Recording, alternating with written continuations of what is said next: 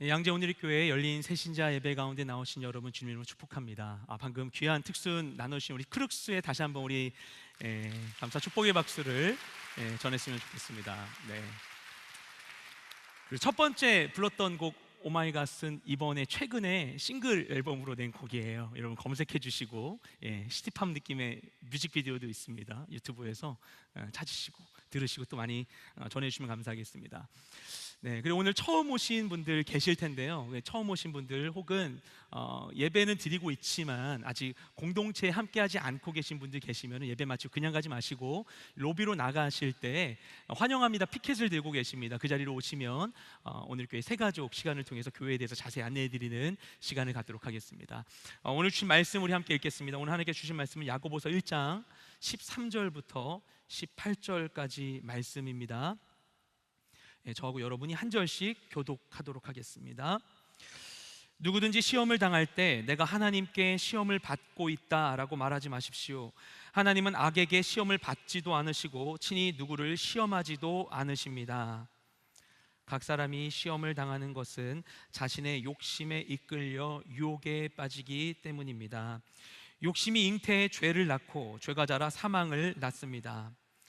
내 사랑하는 형제들이여 속지 마십시오. 온갖 좋은 선물과 온전한 은사는 위로부터 오며 빛들의 아버지께로부터 내려옵니다. 그분에게는 변함도 회전하는 그림자도 없으십니다. 함께 읽겠습니다. 그분은 우리를 창조하신 것 가운데 첫 열매가 되게 하시려고 그분의 뜻에 따라 진리의 말씀으로 우리를 낳으셨습니다. 아멘.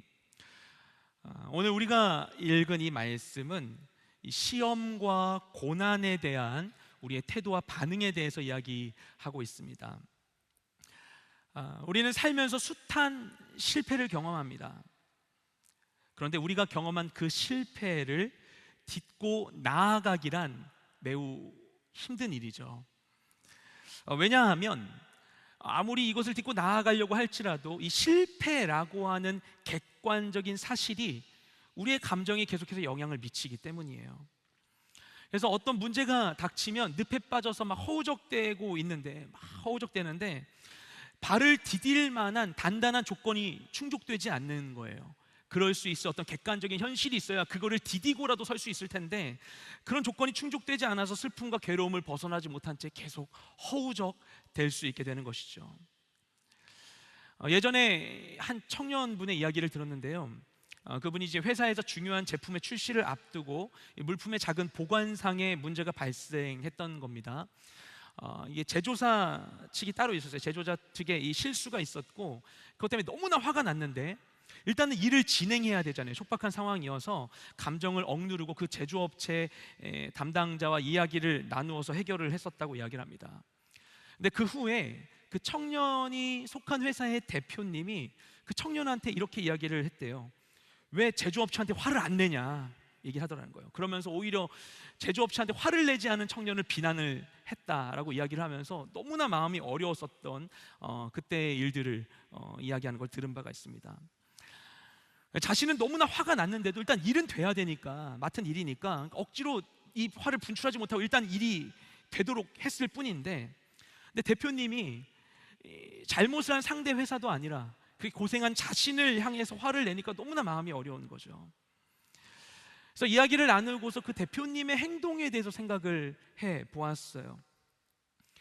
제가 이해한 바는 이렇습니다. 제가 생각해 볼 때는 아마도 그 대표님이 사건으로 인해 자신 안에 이 분노가 막 일어났는데, 근데 누군가 이걸 해소해 주지도 않고 이게 해결이 안 되니까 그 감정을 결국 엉뚱한 사람에게, 그리고 내가 쏟아내도 스스로에게 타격이 없을 사람에게 쏟아낸 것이 아니었을까라는 생각이 들었습니다.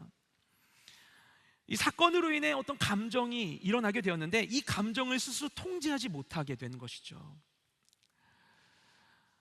여러분은 여러분이 마주한 실패와 고난에 어떻게 반응하고 계십니까? 이 실패와 고난 앞에서 의연하기란 결코 쉬운 일이 아닙니다. 왜냐하면 이것은 분명한 객관적인 사실이잖아요. 그리고 그것을 대하여 일어나게 된 우리의 감정도 우리 안에 살아 있습니다. 그래서 우리는 아직 해결되지 않은 시험을 마주할 때 이 문제의 다른 원인을 찾고 그것을 비난함으로써 해소감을 얻으려 하기도 합니다. 이건 다 누구 때문이야, 그것만 아니었으면 이러지 않았을 텐데. 그리고 도저히 이겨낼 수 없는 시험을 마주할 때면 그런 우리의 비난의 시선이 하나님을 향할 때도 있습니다. 정말 견디기 어려운 힘든 상황인데 마땅히 해법도 보이지 않고 이 절망의 수렁을 벗어나지 못할 땐 때로는 하나님 나한테 왜 이러시나 싶어요. 그걸 하나님께 묻습니다. 하나님 어떻게 이러실 수 있으세요? 이 야고보가 야고보서를 기록하게 되었던 1세기 초대 교회의 유대인 성도들도 이런 어려움 속에 있었습니다. 이들은 혈통적으로 유대인이었어요. 근데 동시에 그리스도인이었습니다. 굉장히 애매한 상황 가운데 있었던 거예요. 그러다 보니까 유대교를 믿고 있는 동족으로부터 일단 핍박을 당하고, 그리고 이방인인 로마 정부로부터 핍박을 당하는 상황 가운데, 이 이중적인 핍박의 상황 가운데 이들이 처해 있었습니다. 너무나 힘들었겠죠. 근데 이것을 벗어날 방법이 없는 거예요. 내 혈통을 바꿀 수도 없고 내 신앙을 바꿀 수도 없고. 그런데 가만 보면 이것이 애초에 어떻게 보면 하나님을 믿지 않았으면 일어나지 않는 일이잖아요. 그래서 하나님께 도와달라고 기도했겠죠. 그런데도 해결되지 않는 상황들이 있는 겁니다. 그러자 이 시험의 원인을 하나님께로 돌리는 사람들이 있었어요. 그러자 야고보가 그들에게 이야기합니다. 우리 13절 말씀을 다시 읽도록 하겠습니다. 시작. 누구든지 시험을 당할 때 내가 하나님께 시험을 받고 있다라고 말하지 마십시오. 하나님은 악에게 시험을 받지도 않으시고 친히 누구를 시험하지도 않으십니다. 아멘. 이 야고보가 이야기합니다. 누구든지 시험을 당할 때, 힘든 일이 생길 때 내가 지금 하나님께 시험 당하고 있어 라고 이야기하지 말라고 합니다. 여기서 시험이라는 표현이 쓰였는데 대부분 아시겠지만 신약 성경은 헬라어로 쓰였습니다. 그리스 말로. 그러니까 그리스어로 된 이 단어를 번역한 거죠, 우리말로 시험으로. 근데 어떤 단어를 번역한 거냐면 이 원래 단어의 의미가 무엇이냐면 죄에 빠지게 하는 약한 유혹을 의미하는 단어입니다. 우리를 힘들고 괴롭게 하는 그런 시험을 이야기하는 거예요. 근데 하나님이 나에게 그런 걸 줬어, 하나님이 이렇게 만들었어, 이런 고백을 하는 사람들이 있더라는 거예요. 그런데 이렇게 시험을 당할 때 이 시험의 원인을 하나님 탓으로 돌리지 마라, 하나님 탓을 하지 마라, 야고보가 그렇게 이야기를 하고 있죠. 왜냐하면 하나님은 그런 분이 아니시기 때문입니다. 그리고 여기에 두 가지 설명을 덧붙이고 있어요. 하나님은 악으로부터 시험을 받는 분도 아닐 뿐더러 직접 누군가에게 그런 시험을 행하시는 분도 아니시다. 그 말인즉슨 이것을 더 간단하게 얘기하면 하나님을 함부로 내가 겪는 시험과 엮어서 생각하지 마라, 이 시험의 원인과 엮어서 생각하지 마라 라고 이야기를 하고 있는 것입니다. 우리가 어떤 시험을 당할 때, 고통을 당할 때 그로 인해 우리에게 큰 정서적인 손상이 오게 되는데요, 그로 인해 발생하는 현상 중에 하나가 무엇인가 하면 바로 이 하나님에 대한 오해입니다. 이 고통이 가중되어서 너무나 힘드니까 하나님에 대한 우리의 영적인 인식이 왜곡되어 버리는 거예요. 이게 심하면 무엇 하나 곱게 보이지가 않죠. 심지어는 그래서 하나님에 대해서도 오해하는 것입니다. 나를 향한 그분의 사랑을 의심합니다. 미래에 대한 긍정적인 소망이 고갈됩니다. 그리고 급기야는 하나님을 원망합니다. 여러분, 하나님을 원망해 본 적이 있으십니까? 그분을 비난한 적이 있으십니까? 하나님 어떻게 이러실 수 있으세요? 하나님 계시면 말 좀 해보세요. 너무하세요. 계시긴 한 거예요.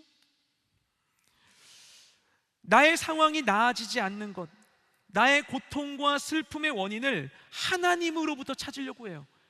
왜냐하면 이 원인이 뚜렷하게 드러나지 않으면, 원인을 알지 못하는 것 자체가 너무나 괴롭기 때문에 하나님에게라도 그 원인을, 책임을 돌리고 싶어 하는 것이죠.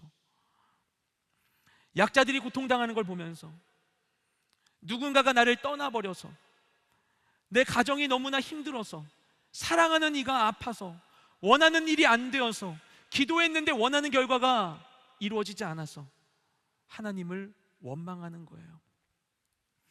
성경을 보면 성경에서도 그런 선택을 하는 사람들이 있습니다.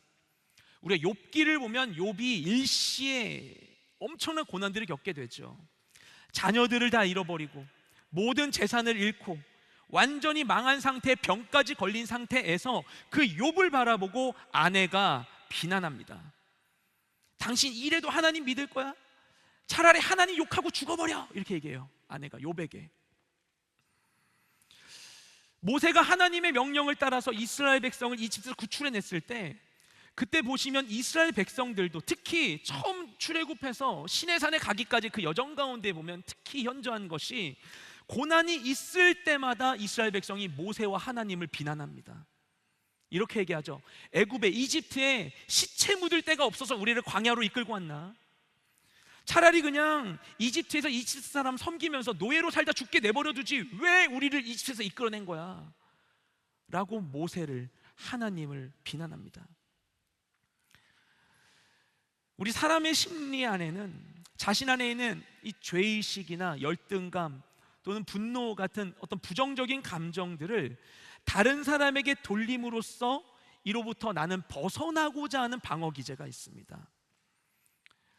이런 행동을 정신분석 이론에서는 투사라고 하죠. 투사한다. 내 일어난 감정을 누군가에게로 투사한다라는 표현을 쓰죠.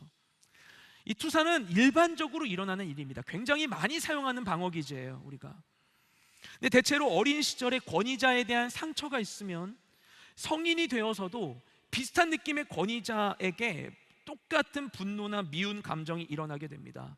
그래서 적극적으로 또는 소극적으로 비난하는 일들을 반복하게 되죠. 그리고 너무나 마음에 안 드는 그 사람으로부터 피하는, 회피하는 선택들을 반복하는 겁니다. 그런데 이런 투사가 사람에게, 때로는 하나님에게 일어날 때도 있습니다. 근데 야고보는 이런 문제에 대해서 진리의 말씀을 근거로 경고하고 있습니다. 우리가 당하고 있는 죄의 유혹의 배후에 하나님이 계실 수 없다는 거예요. 이 전제부터 명확하게 하는 겁니다. 그리고 가만히 생각해 보면요, 하나님을 원망하는 태도는 결국에 문제를 해결하려는 태도가 아니죠. 자포자기하는 마음으로 행하는 것 아니겠습니까? 이걸 우리에게 유익할 수가 없는 거예요. 정당하지도 않고 우리 삶에 도움도 되지 않는 행동인 것입니다. 그래서 시험을 당할 때 그 문제를 해결할 뚜렷한 방법이 없어서 좌절과 고통이 일어날 때 하나님 사람은 어떻게 해야 되는 것인가? 정신을 차리고 우선 자신의 상황을 먼저 돌아봐야 하는 것입니다. 우리 14절 말씀을 함께 읽겠습니다. 시작. 각 사람이 시험을 당하는 것은 자신의 욕심에 이끌려 유혹에 빠지기 때문입니다. 아멘. 야고보는 우리가 시험을 당하게 된다면, 내 안에 어려움, 마음이 어려운 일이 발생한다면 가장 먼저 자기 자신을 살펴야 한다고 이야기하고 있습니다.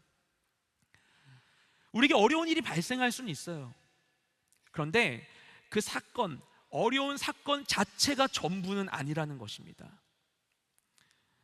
진짜 중요한 건 무엇인가 하면 그 상황에 대한 나의 태도, 그리고 그로 인해 발생된 내 안에 통제되지 않은 감정이 더욱더 우리를 힘들게 만들 수 있다는 거예요. 그래서 시험을 당할 때, 어려움이 생길 때 우리는 어떻게 되는가? 먼저 나 자신을 살펴야 하는 것입니다. 나의 상황을, 나는 무엇으로 힘들며 내 안에 일어나고 있는 것은 무엇인가를 살펴야 되는 거예요. 그런데 이것이 해결되지 않고 내 안에 그대로 남아있다면 그 결과가 무엇인가? 우리 15절 말씀을 함께 읽겠습니다. 시작. 욕심이 잉태에 죄를 낳고 죄가 자라 사망을 낳습니다. 아멘. 우리의 이 내면의 문제가 발현되었을 때 이게 해결되지 않고 방치된 결과가 무엇인가? 그것은 바로 사망이라고 이야기하고 있습니다. 이 해결되지 않은 내면의 문제가 무서운 결과를 낼 수 있다는 거예요. 근데 그것을 더 자세히 설명하는 구절이 있습니다. 우리 에베소서 4장 26절 27절 말씀을 함께 읽겠습니다. 시작. 분을 내어도 죄를 짓지 말며 해가 지도록 분을 품지 말고 마귀에게 틈을 주지 말라. 아멘. 이 말씀에서는 두 가지를 우리에게 경계하고 있습니다. 첫 번째 뭐냐면 화가 나도 죄를 짓지는 마라 얘기하고 있어요. 두 번째는 무엇인가 하면은 해가 지도록 이 화를 품지 마라. 그렇게 해서 마귀에게 틈을 주지 말라라고 이야기하고 있습니다. 그러니까 이 말을 잘 이해해 보면 뭐냐면요, 우리의 두 가지 행동이 마귀에게 틈을 줄 수 있다고 이야기하는 것입니다. 방금 말씀드린 두 가지. 먼저 분을 내어도 죄를 짓지 마라. 그러니까 우리 안에 일어난 죄, 어떤 분으로 인해 발생한 죄, 이 방치된 죄가 남아있을 때, 해결되지 않은 죄가 있을 때, 또 하나 해가 지도록 분을 품지 말고 해가 질 때까지 해결되지 않은 채 남아있는 부정적 감정, 방치된 감정. 그러니까 우리 안에 있는 어떤 부정적 감정이나 내가 행한 어떤 죄의 문제가 해소되지 않고 해결되지 않고 그대로 방치되어 있으면 그것이 가만히 있다 그냥 사그라들고 녹아들고 사라지고 없어지는 게 아니라 그것이 그대로 남아서 곪고 썩어서 어떻게 되는가? 마귀에게 틈을 제공하게 된다는 것입니다. 근데 이 틈, 아까도 말씀드렸지만 이 역시도 원래는 헬라어로 쓰였고 그 원래 단어는 토포스라는 단어입니다. 근데 틈으로 번역했는데 원래 이 단어의 뜻은 무엇인가 하면은 1차적 의미가 장소예요. 장소, 지역, 거점. 그래서 이것을 더 이렇게 풀이하면 기회로 해석하기도 합니다. 토포스라는 단어. 마귀에게 토포스를 준대요. 마귀가 거할 수 있는 장소를 제공할 수 있대요. 어디에? 우리 마음 가운데. 무엇으로? 해결되지 않은 감정과 죄로 인하여서. 무서운 말씀이죠. 그래서 우리는 정신을 차리고 깨어서 속지 말아야 한다고 이야기하는 겁니다. 우리 16절 말씀을 함께 읽겠습니다. 시작. 내 사랑하는 형제들이여 속지 마십시오. 아멘. 내 사랑하는 형제들이여 속지 마십시오. 이 야고보가 간곡한 어조로 이야기하고 있어요. 시험을 당한다고 해서, 고통스럽다고 해서, 당장에 해결될 기미가 보이지 않는다고 해서 원망하지 마십시오. 속지 마십시오. 비난하지 마십시오. 속지 마십시오. 얘기하는 거예요. 여러분, 속지 마십시오. 힘들 수 있어요. 괴로울 수 있어요. 그런 일이 아예 없을 수는 없겠죠. 힘들면 포기하고 싶죠. 주저앉고 싶죠. 하지만 그렇다고 해서 우리가 그냥 그 고통의 자리에 머무를 수는 없는 거 아니겠어요? 그 고통이 좋다면 힘들다는 감각조차 없겠죠. 이게 힘들다라고 느끼는 건 내가 이것을 원치 않는다라는 거예요. 그렇죠? 그럼 벗어나야 하는 거죠. 이 감정의 신호, 힘들다라고 느끼는 이 감정의 신호는 벗어나야 한다는 신호지 여기에 머물려는 건 아니잖아요. 정말로 벗어나야 한다면, 이게 다가 아니라면 그럼 우리는 해결될 수 있는 이 길을 바라보며 나아가야 되는 것입니다. 여기 머무를 수는 없는 거예요. 그럼 어떻게 해야 하는가? 나의 시험과 고통을 바르게 진단하고 이로부터 벗어나기 위해서는 우리가 무엇부터 해야 되는 것인가? 많은 것이 있겠지만 오늘 말씀을 보면 가장 먼저 우리가 해야 할 일이 있습니다. 이게 무엇인가? 내가 경험한 그 문제보다 더 큰 존재를 만나는 것입니다. 우리 17절 말씀을 함께 읽겠습니다. 시작. 온갖 좋은 선물과 온전한 은사는 위로부터 오며 빛들의 아버지께로부터 내려옵니다. 그분에게는 변함도 회전하는 그림자도 없으십니다. 아멘. 인간은 전지전능하지 않아요. 당장에 자신에게 일어나는 어떤 일의 실체가 무엇인지도 우리에게 일어난 사건의 모든 전말을 다 알지도 못합니다. 사실 일에 영향을 미치고 있는 요인도, 일의 결과도 우리는 다 알 수 없어요. 지금 당장 닥친 일이 어떤 결과를 줄지, 왜 나는 이 사건에 대해서 이런 감정을 느끼고 있는 것인지 우리는 다 알지 못합니다. 그러다 보니까 우리는 나 자신이 경험하고 있는 이 시험에 대해서도 잘못된 판단을 내릴 가능성이 있죠. 근데 방금 읽은 이 17절에서 야고보가 하나님에 대해서 설명하고 있어요. 긴 얘기를 하고 있지만 그리고 복잡한 표현이고 굉장히 해석하기 난해하는 구절 중에 하나입니다. 그런데 여기서 꼭 얘기하고자 하는 요지는 아주 단순합니다. 이런 얘기를 하는 거예요. 온 우주 만물은 다 시간에 따라 변화하지만 하나님만큼은 변치 않으신다. 이 얘기를 하는 겁니다. 하나님은 변치 않으신다. 그것을 우리가 좀 더 이 기독교적인 표현으로 얘기할 때 신실하시다라고 표현하죠. 변함이 없으시다. 신실하시다. 이 하나님께서 변함이 없으시다는 사실은 아주 단순한 얘기예요. 그래, 하나님 변함 없으신가 보지 할 수 있어요. 하지만 그분 변치 않는 존재가 있다는 사실은 우리에게 엄청난 가능성을 시사하는 일입니다. 그러니까 하나님은 어떤 상황 가운데 있을지라도, 시대와 상황이 어떨지라도, 내가 어떨지라도, 나 지금은 너무 기분 좋고 하나님이랑 너무 좋은데, 근데 문제가 닥치면 다운돼 버리잖아요. 내가 다운돼도, 내가 무엇을 행해도 어떤 상황에도 변치 않으시고 나를 사랑하시고 나를 바른 길로 인도하려 하시고 우리에게 좋은 것을 주시는 분이시라는 거예요. 나의 어떠함과 상관없이, 나의 상황의 어떠함과 상관없이 그분은 변치 않고 그 자리에 그대로 계시다는 것입니다. 정말 그런가? 정말 그런가? 정말 하나님은 변치 않으실까? 정말 하나님은 신실하실까? 변치 않는 존재가 있을까? 그것을 믿는다면요, 우리는 어떤 상황에도 멈추지 않을 수 있어요.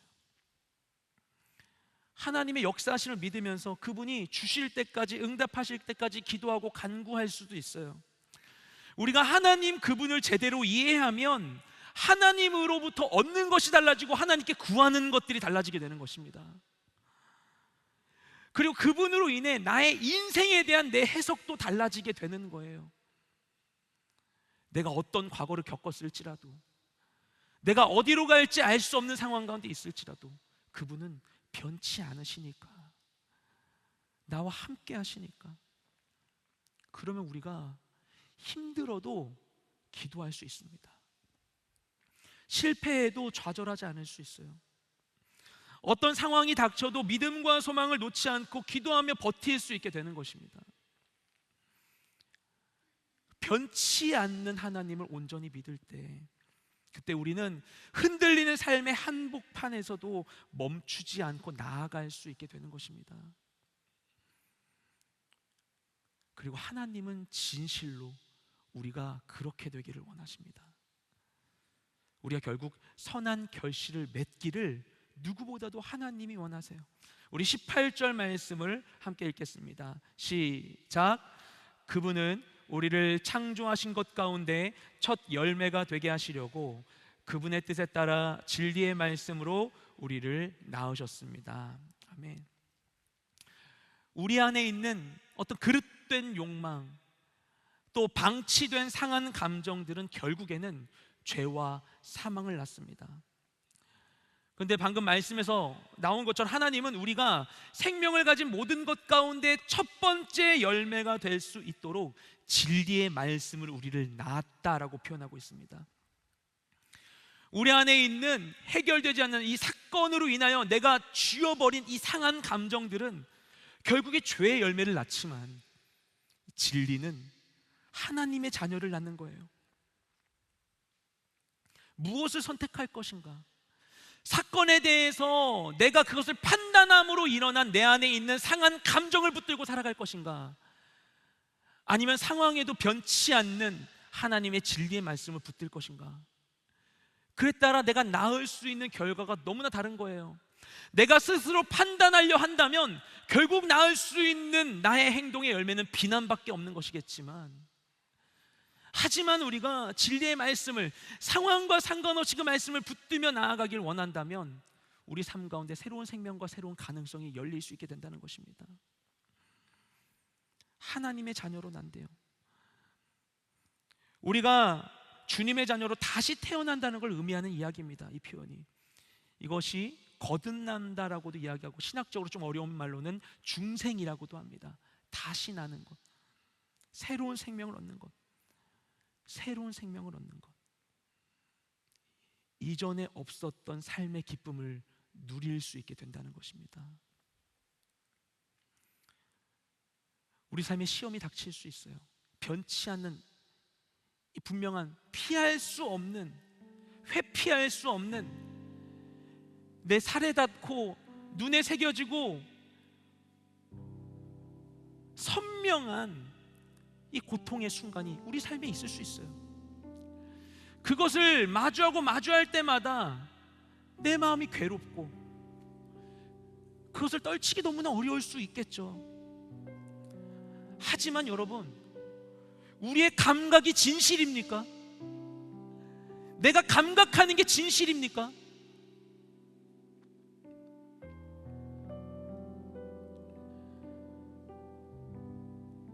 명확한 사실과 같은 그 순간이, 그에 대한 감각이 내 마음을 흔들지라도 그 생각과 감각의 판단에 속지 않고 믿음으로 우리가 이 시험을 견디며 이겨낼 때, 우리는 시험과 고통과 환난 속에서도 사망에 이른 것 같은 상황 가운데 있을지라도 오히려 그 안에서 새로운 생명을 꽃피울 수 있게 되는 것입니다. 하지만 그 시험과 환난 속에서 나의 감정을 이기지 못하고 판단의 유혹, 정죄의 유혹을 이기지 못하고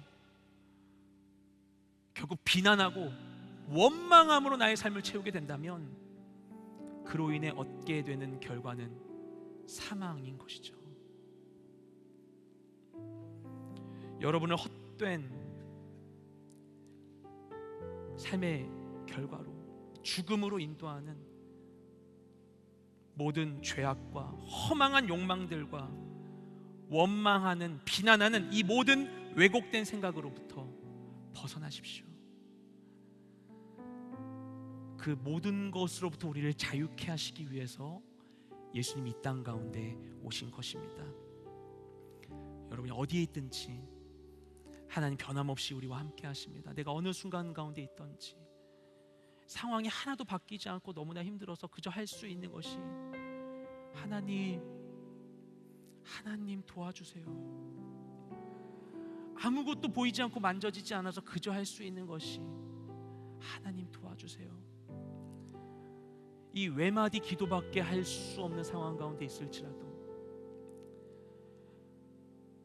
바로 그 상황 가운데 변치 않는 그 하나님 믿음으로 그분의 얼굴을 구할 때 하나님 반드시 그 자리 가운데 함께 하시고 나의 생각과 나의 기대와 나의 계산과는 전혀 같지 않은, 나로서는 꿈꿀 수 없는 새로운 가능성을 우리 삶 가운데 허락해 주실 것입니다. 그 결국 시험으로 시험을 믿음으로 견디는 모든 자들에게 주님 오셔서 우리에게 견고한 이 생명의 면류관을 주실 줄로 믿습니다. 우리 주님을 기대하는 마음으로 주님과 동행하는 한 분 한 분 되시기를 주님으로 축복드립니다. 시간 함께 주님께 기도하며 나아가기 원합니다. 여러분 시간에 이 말씀 가운데 여러분 주신 은혜가 있다면 그것을 따라서 여러분의 마음 가운데 그런 하나님께 기대하고 싶은 마음이 있다면 이 시간 그 마음을 담아서 주님께 함께 기도하기 원합니다. 특별히 이 자리 가운데 기도가 익숙하지 않은 분들이 계시더라도 여러분 이 자리 가운데 오신 것이 결코 우연한 일이 아니라고 저는 믿습니다. 바로 이 자리 가운데 여러분이 한 번도 입 밖으로 내보지 못했던 그 기도의 고백을 듣기 원하셔서 하나님이 여러분 이 자리 가운데 인도하셨을 수 있어요. 성경 뭐라고 말씀하고 있냐면은 하나님이 우리에게 원하는 제사는 무엇이다? 우리의 상한 심령이다라고 이야기합니다. 우리의 상한 심령, 깨어진 마음을 주님 듣기를 원하십니다. 주님 나의 아픔을 들어주시옵소서, 나의 슬픔을 들어주시옵소서, 주님 함께하여 주시옵소서. 우리의 고백을 주님 듣기 원하십니다. 그분께 우리의 마음을 올려드리며 함께 기도하며 나아가기 원합니다. 하나님, 내가 원망했던 것을 내려놓습니다.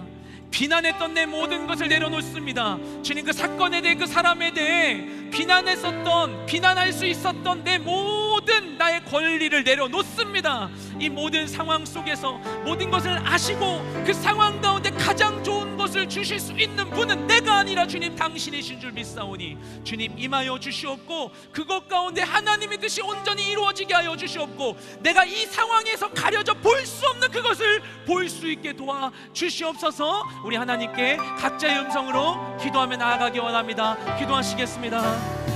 주님 감사드립니다. 주님 이 시간 우리 가운데 주님 함께하여 주시옵소서. 주님 나의 삶의 모든 자리 가운데 주님 나와 동행하여 주시옵소서. 내 모든 것을 아시는 주님, 변치 아니하시는 주님, 신실하신 주님, 변함이 없으시는 주님, 회전하는 그림자도 없으신 주님, 나를 사랑하시는 주님, 변치 않고 사랑하시는 주님, 신실하신 주님, 선하신 주님, 주님의 그 사랑을 기대하며 주님 앞에 나아가길 원합니다. 주님 내게 임하여 주시옵시고 주님 그 크신 사랑으로 내게 역사하여 주시옵소서. 어떤 상황 가운데 있을지라도 인정하지 아니하며 아버지 그것 가운데 스스로 내가 나를 보호하기 위하여 내가 쳐놓은 이 모든 방어막을 내려놓고 내가 스스로를 보호하기 위하여 사용했던 나의 방식들을 내려놓고 주님 이것이 아버지 하나님 나의 탓이 될까? 아버지 이것을 알지 못하면 내가 이 문제를 해결하지 못할까? 불안해서 두려워서 다른 이에게 손가락질하고 아버지 비난하고 다른 데로 문제의 원인을 돌리며 살았던 그 모든 나의 수고를 내려놓고 아버지 하나님 내가 스스로를 방어하기 위하여 사용했던 내 모든 방법들을 내려놓고 주님 당신을 바라봅니다. 당신을 바라봅니다. 주님 내가 비난해도 나는 그 문제로부터 자유할 수 없었습니다. 내가 원망해도 내 안에 있는 이 원망의 마음이 해소되지 않았습니다.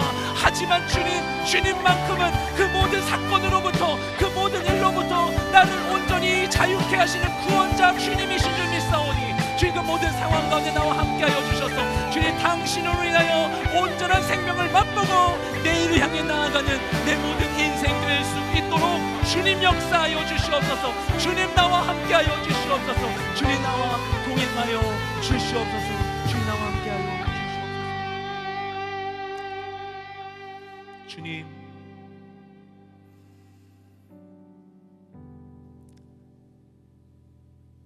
아담이 선악을 알게 되기를 원하여 주님과의 약속을 저버린 것과 같이 내 삶 가운데에서도 이 선악에 대한 나의 판단의 유혹으로부터 이 심판의 자율성의 유혹으로부터 벗어나기 어려울 때가 너무나 많이 있습니다. 내가 마주하고 있는 문제 앞에서 비난하지 않기가 너무나 어렵습니다. 원망하지 않기가 너무나 어렵습니다. 주님 그 문제의 원인을 지적하고 내 입으로 말하지 않으면 내 안에 있는 이 감정도 슬픔도 해소되지 않는 것만 같고 그러면 결국 나에게 일어난 이 문제의 사건도 해결되지 않을 것만 같은 그런 마음이 우리에게 들 때가 너무나 많이 있습니다. 하지만 주님 나의 비난이 나를 구원할 수 없습니다.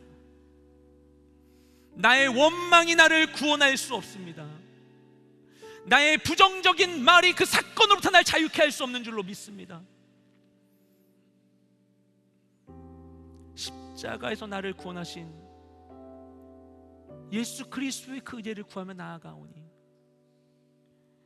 주님 그 모든 사건과 모든 이들에 대한 이 판단의 마음을 주님께 내려놓고 그 모든 권위를 주님께 이양하기 원하오니 주님 임하여 주시옵고